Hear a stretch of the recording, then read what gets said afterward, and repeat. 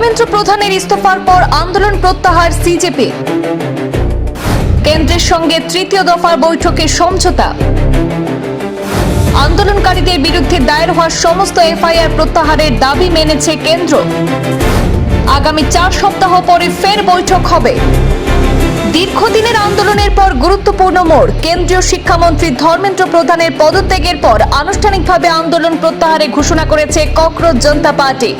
আজ শনিবার কেন্দ্রীয় সরকারের প্রতিনিধি দলের সঙ্গে তৃতীয় দফার বৈঠকের পর যৌথ সাংবাদিক বৈঠকে এই সিদ্ধান্তের কথা জানানো হয়। বৈঠকে উপস্থিত ছিলেন কেন্দ্রীয় মন্ত্রী জেপি নাড্ডা, কেন্দ্রীয় প্রতিমন্ত্রী জিতেন্দ্র সিং এবং সিজেপির প্রতিনিধিরা। সিজেপির প্রতিনিধিদের মধ্যে ছিলেন সিজেপির সৌরভ দাস এবং আশুতোষ রাঙ্কা। তাদের সঙ্গে আলোচনায় সেরেছেন কেন্দ্রীয় মন্ত্রী জেপি নাড্ডা এবং জিতেন্দ্র সিং।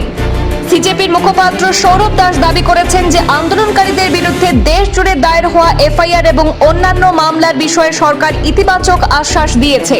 অন্যদিকে সিজেপির জাতীয় মুখপাত্র আশুতোষ রাঙ্কা জানিয়েছেন তাদের 3টি প্রধান দাবি ছিল কেন্দ্রীয় শিক্ষামন্ত্রীর পদত্যাগ, আন্দোলনকারীদের বিরুদ্ধে দায়ের হওয়া মামলা প্রত্যাহার এবং নিট পরীক্ষা সংক্রান্ত ঘটনায় ক্ষতিগ্রস্ত পরিবারগুলিকে 1 কোটি টাকা করে ক্ষতিপূরণ।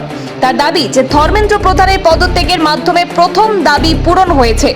সংগঠনের পক্ষ থেকে আরো জানানো হয়েছে আগামী 4 সপ্তাহের মধ্যে কেন্দ্রীয় সরকারের সঙ্গে আবার বৈঠক হবে, আর সেই বৈঠকে বাকি বিষয়গুলির অগ্রগতি পর্যালোচনা করা হবে। উল্লেখ্য, সরকারের পক্ষ থেকে এই দাবিগুলি সম্পর্কে যে আশ্বাস দেওয়া হয়েছে সে বিষয়ে সংশ্লিষ্ট কর্তৃপক্ষের আনুষ্ঠানিক বিবৃতির ভিত্তিতেই পরবর্তী অগ্রগতি স্পষ্ট হবে।